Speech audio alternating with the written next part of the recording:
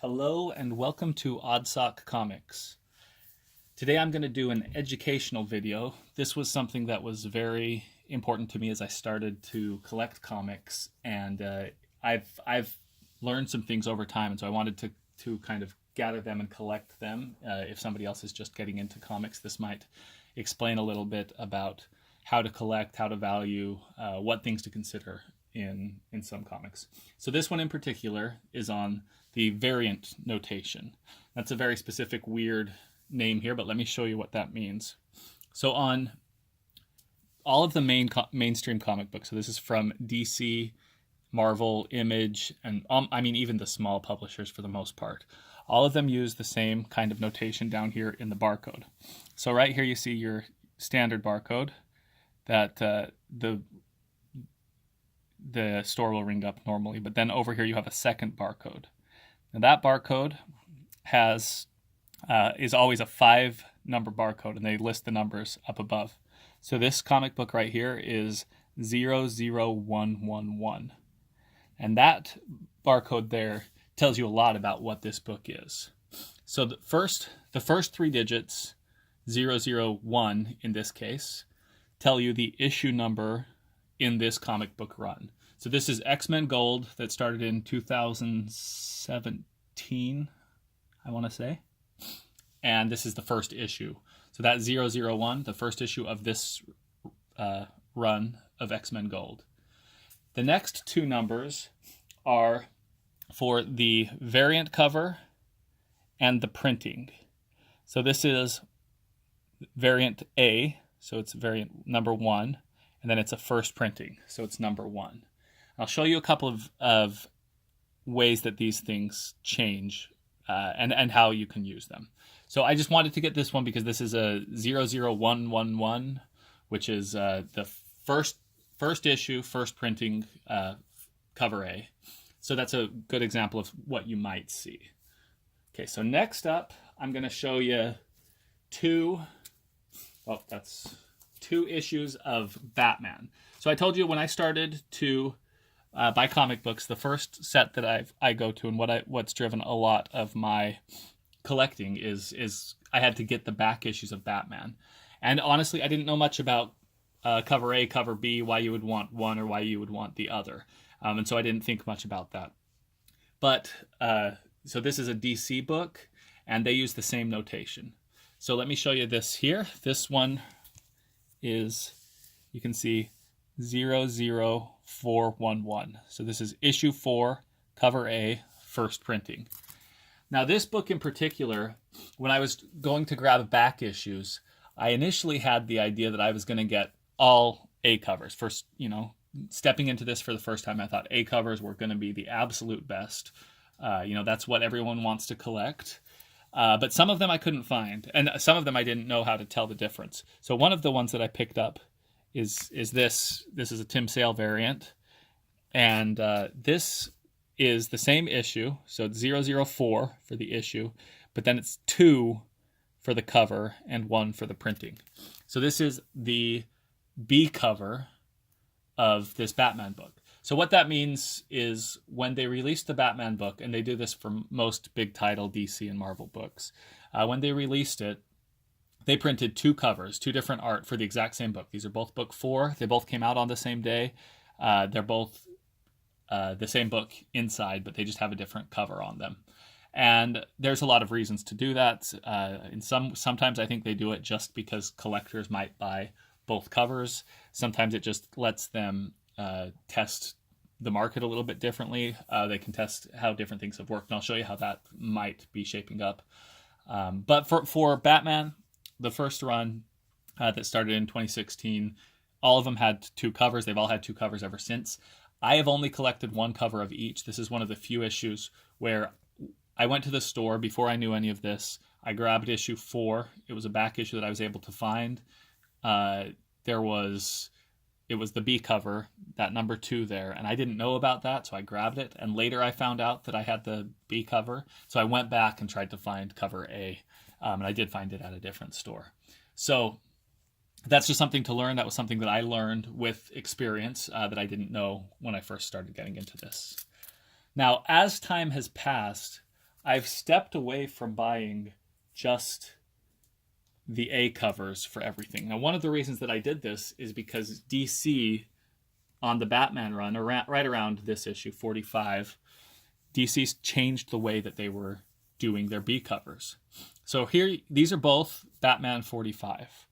Now here you've got the standard trade dress that you'd see on all of the cover A's, and you still see these on the cover A's as they are printed now. And you've got 0045 for issue 45, 1 for cover A, and 1 for the first printing. But around this time, DC started issuing their cover Bs as these kind of high art, really good covers with really good artists. So I grabbed this one just because I liked the art. I thought it was a fantastic, Batman, Superman, great picture. And I'd already bought cover A, but I went back to grab cover B because I just really liked this one. So this one is 004521. So this is the cover B. Now looking at this, I've got a little ding on the edge there that I never noticed. Not a great collector piece, but it's still just one that I like the art on. But so down here, this is kind of a semi-virgin variant. They've removed most of the trade dress. So the DC Universe piece up in the corner is absent on this one. It doesn't say Batman up on the top. It has a very minimalistic Batman 45 with the creators down at the bottom. This is something that DC started to do, and it's very, very cool. A lot of their B covers are beautiful art, and now they allow the artist to use the full frame. They don't put any trade dress over it, and there's some great art coming out from DC. So honestly, for the last, basically since this point, I've mostly been buying the B covers because I like that style and I like what they look like. And most of these books aren't. It's not like the A cover is always more valuable than the B cover or anything like that. Okay, so next up, I want to show you some printing numbers. Okay, so when you go into a first printing, second printing, third printing, etc., that has to do with the popularity of the book. So if the book sold out, they'll issue a second printing, and they typically want to distinguish that second printing from the first printings. So this is Venom number 3, and this was a book that came out in 2018 and was very, very popular. It was the first appearance of a key villain that I'll show you in just a minute. But it was very popular. It sold out. The print run was not as high as people wanted, and a lot of collectors wanted to buy multiple copies, so they didn't have enough copies for everyone that wanted one. So they go back and they issue a second printing. That one sold out as well, so they issued a third printing. And with each successive printing, it just kind of demonstrates how much the demand is. So right here, I've got this is the third printing of the same book. So first of all, let me zoom in here again. So this is 00311 for Venom issue 3, first printing, cover A.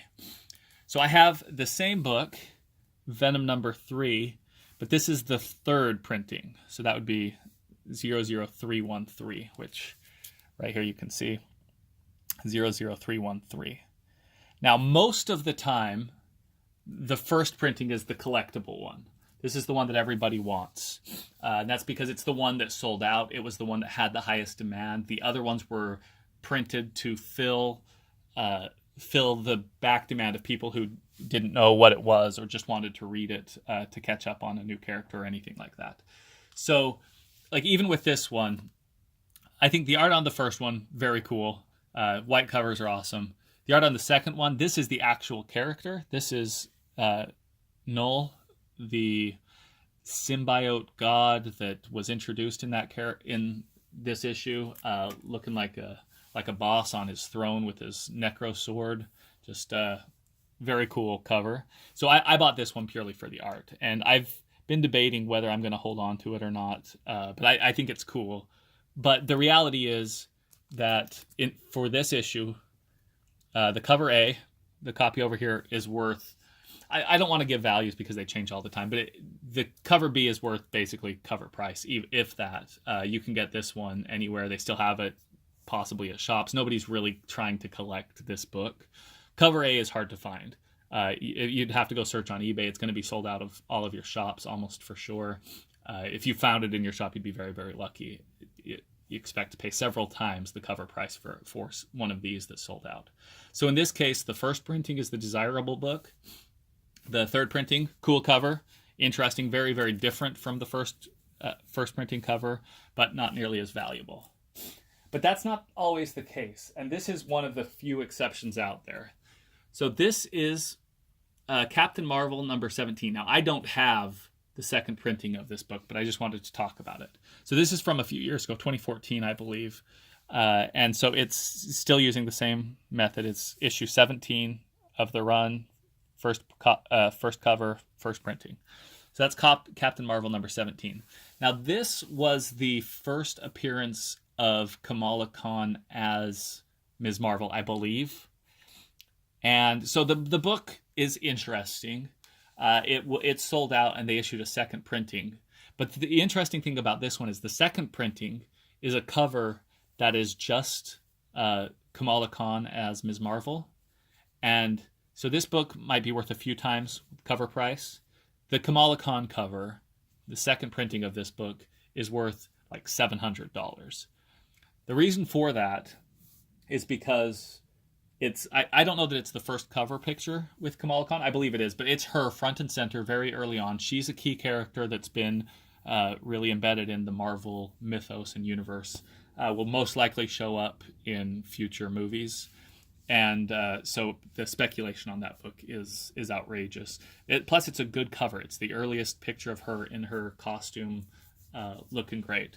So that book is worth $700. The first printing of the same book is only worth, fraction of that, 35, maybe 25. I can't remember. It's not worth much of anything, but still an interesting book. I'm happy to have it. But that's just one case where the second printing is actually worth more than the first printing. Okay, now I want to go back to... So the first and second printings that I've shown you up until now, there's been a big difference between the pictures, the cover art. So, the Batmans, you're dealing with drastically different cover art. This one was an interesting one. So this is the book that I started with, 00111 of X-Men Gold. But this book was, I don't know if it was recalled, but it was issued a second printing where they changed some of the interior art because there was some controversy about it. And so they issued a second printing. Now this is the second printing that I just added. And you can see that in this case, the cover art is exactly the same, but there are a couple of things that they've changed that just give it away if you're looking fast. So obviously they've changed up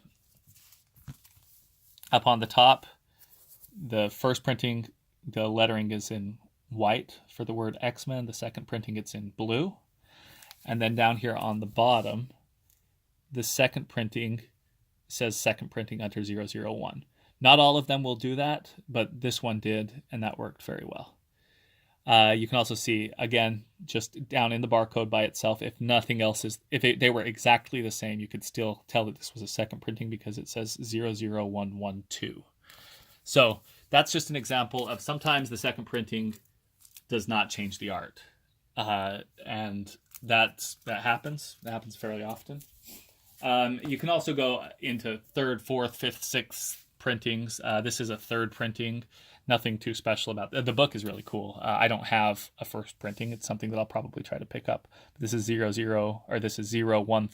for the Thanos issue 13. Cover A for the third printing, 01313. Sorry about that. So printings can go up to pretty high numbers there. Okay, so there are a couple of other complications you have with this 5-number variant notation. And one of the things that came up with that is what happens when you get to issue 1000. There are only 2 books that are even close to that right now, and Action Comics number 1000 was the first one, and that happened earlier this year. Now, I honestly don't know what they're doing past 1000, but I think that they just turned the numbers over, because this issue 1000, you can see their notation for this one was 00011. So first printing, cover A, issue 1000, 000. So that's an interesting one. I think I'll take a look at Action Comics on the shelf and see if they really have just turned that over, and that's the way that it's still going. But Action Comics 1000 was the first one to bump into that, and Detective Comics is coming up very, very soon. They're just a few issues away, so that one will come up as well. The other thing that happens is Marvel really likes to do, I guess DC's done it as well, but what happens if you've got more than 10 different covers for a book, which that really only happens when there's a big, fresh new launch or something like that. So I have one book that I bought a whole bunch of covers of. Now, the reason that I did this, I'll show you why, but this is Fantastic Four, and this was their relaunch, and they had Artgerm do all of the Fantastic Four characters. Oh, that's not what I wanted to show first. So I picked up the entire Artgerm set here. So these are all part of my Artgerm collection. But I have 7 different copies of this cover. None of them is cover A. I actually think I might have 8. I think I've got one other second printing of this for a different reason. But anyway, this is 7, and I bought 7 of like 40 different covers that came out for this book. So when you've got that one, I like this book, this thing, but that glare's pretty bad. But when you've got 40 different covers and you've only got one digit to take care of it, they have to be a little bit creative. So right here, so this first one, we've got 00171. So this is the 7th cover. This thing is 00191. I don't know why they rotated that for that cover. That's weird. Let's see. I'll pull up a couple more of these. This one is 001. This Invisible Woman, 00181. So we've got those. Now we're starting to get up there. You saw we have 7, 8, and 9 for Human Torch. We've run out of space. So with the Human Torch, it's in the same run, but they shifted things around. So this one, they went with 00116. So that would look like it's the cover A of the 6th printing. And there are some books that have gone through 6 printing. Ms. Marvel number 1 is one that I know of, but this is just they did what they could to get through the notation, and that one just they just come up with variations for those. It doesn't happen very often, but when it does, you'll get some weird stuff sticking through. So I have 3 other copies, and so the first thing that I wanted to show is a Virgin variant. So I have this Artgerm Invisible Woman, the classic trade dress, but I also bought the Virgin variant. Now this was a store exclusive, and I'll show you that in just a minute. But this is an Artgerm book. I like the art. I'm trying to pick up most of his custom variants, the Virgin variants, and he'll do some different coloring in different ones. So I'm trying to pick up. Probably I'll pick up all of those. But this was one that I decided right up front to pick up, the Virgin variant. And this one I had to buy directly from a store, a retailer that had it custom made to sell themselves. So I'm going to pull this one out to show you what they did. So as a Virgin variant, you have no information about what the book is. This one does on the back say that it's Fantastic Four issue 1 variant edition. Down at the bottom it has that custom information. So this one says 001 and then 43. So this is where things all go out the window, because this is not the 3rd printing, it's the 1st printing. This is not the cover 4, it's the cover whatever. There were probably 40 different covers of this book. So this is one of those strange things that they have to put a number on it. That number is unique to this cover, but it doesn't follow the rules quite the same way. Okay, I'm going to put that one away. Sorry, I'll pull another book out here quickly so that it's not dead space on the screen. But I did that. I bought another set from the same retailer. This is the Perillo variant. I also got the Virgin and the standard trade dress variant for this cover. But the interesting thing here is that the trade dress, while it looks normal, is one of those 40 covers that that they don't have enough characters to mark on the dress. So this is from Comic Exposure. And so this one says 00148. So that's just the number that they gave to the store to put on there, or to print for the store, and signifies this cover as different from everything else, but those numbers fall apart for their meaning. The nice thing to know about store exclusive variants is they are rarely much more valuable than you can purchase them from the store. That's not always the case. Some of them do go up, but for the most part, they don't really increase in value. You kind of pay a hefty price up front, and then they kind of stick around that price. If they sell out, they might go up a little bit, but a lot of them don't, because for a store to do a custom variant like this, they have to buy a lot of them. So they often have quite a few, and a lot of people don't want to pay the extra money for them. So in my experience, you can buy the store variants. They can be pretty cool. Like, I think this is just an awesome piece of art. Same with this. That one goes in my personal collection. If you like the art and you're willing to pay the extra price for it, you can get a piece of